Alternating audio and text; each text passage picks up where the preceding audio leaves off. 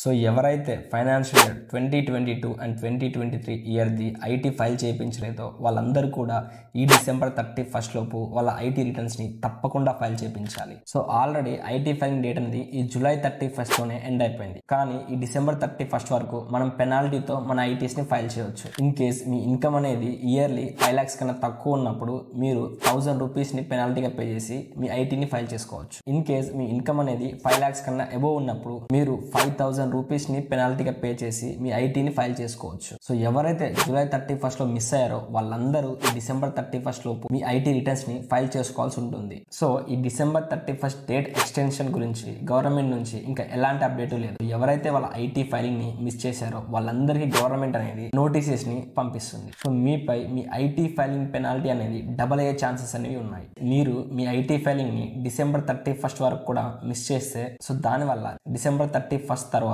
ప్రతి ఒక్కరు 10,000 rupees పెనాల్టీతో me IT returns ని ఫైల్ చేసుకోవాల్సి ఉంటుంది. సో దాంతో పాటు మీరు పే చేసే ట్యాక్స్ పై కూడా ఇంట్రెస్ట్ అనేది గవర్నమెంట్ కి పే చేయాల్సి ఉంటుంది. So don't miss this 31 December.